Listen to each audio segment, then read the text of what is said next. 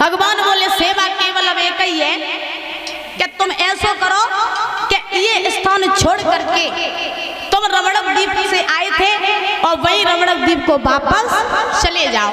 अभी यहाँ ना रहो, ये स्थान छोड़ दो, क्योंकि तुम्हारे डर की वजह से यहाँ कोई आता नहीं है, यमुना का जल विषैला है, इसीलिए स्थान छोड़ो, यहाँ से चले जाओ। कालिया नाग बोला प्रभु चले तो जाए, लेकिन तुम्हें नहीं पता मेरे पीछे गरुड़ देव पड़े हैं, और अगर ये स्थान छोड़ करके हम कहीं और गए तो गरुड़ देव हमें मार डालेंगे, जिंदा नहीं छोड़ेंगे।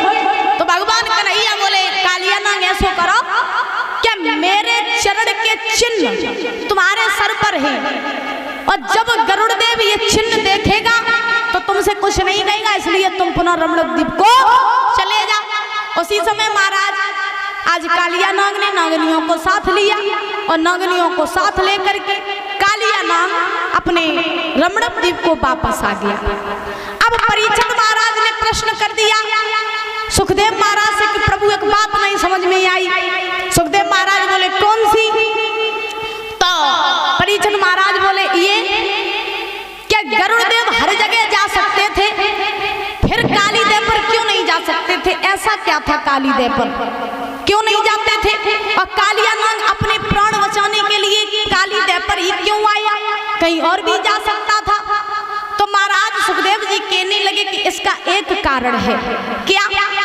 कि एक बार महाराज यमुना के किनारे एक सोवरी ऋषि रहते थे, सोवरी ऋषि, और वो ऋषि जो थे वो महाराज वहां पर काली देव पर रह करके मछलियों की रक्षा किया करते थे, तपस्या भी करते थे, रक्षा भी करते थे।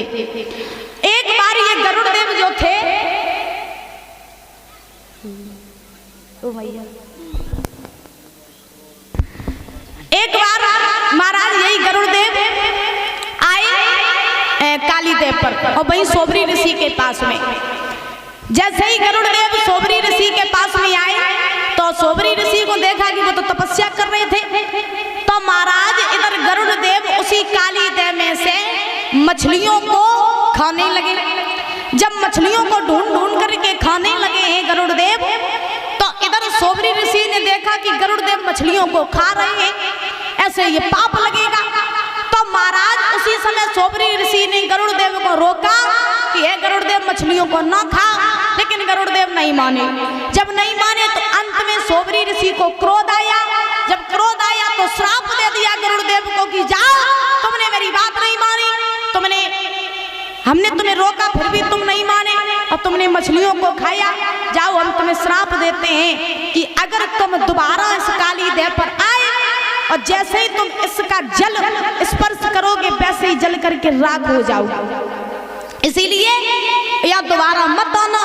तो महाराज कहा जाता है कि संत का वचन कभी खाली नहीं जाता है, मोर वचन चाहे पड़ जाए फीका, संत वचन पत्थर की लीका। संत का वचन खाली नहीं जाता।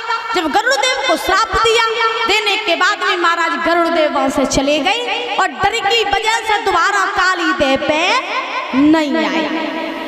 और गरुड़देव का सर्पों से महाराज बैर था, इसीलिए कालिया नाग जानता था कि केवल और केवल मेरे बचने का सही स्थान यही काली देव है, तो चुपचाप यहीं बने रहे। इस कारण से कालिया नाग उसी काली देव में रह गया। हरि लाल की।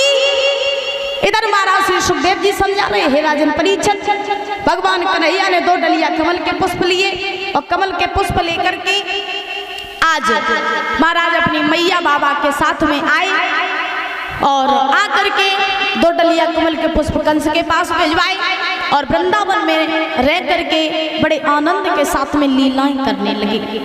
एक समय की बात कि जब भगवान वृंदावन में रह रहे थे तो महाराज कार्तिक की अमावस्या का दिन आया, और जब अमावस्या का दिन आया तो भगवान ने देखा कि वृंदावन के जितने लोग हैं,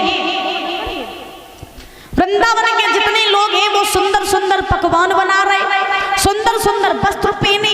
तो भगवान को समझ में नहीं आई कि पता नहीं आज हमारे वृंदावन में क्या है, हमें ऐसा लग रहा हो कि कोई त्योहार है या कोई आ रहा है उसका स्वागत किया जाएगा।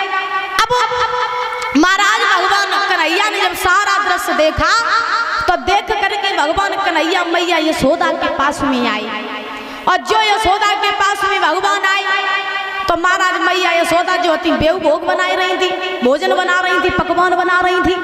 भगवान कन्हैया ने यशोदा से कहा मैया एक बात ना समझ में आ रही। यशोदा बोली हम बोल ला, कौन सी बात?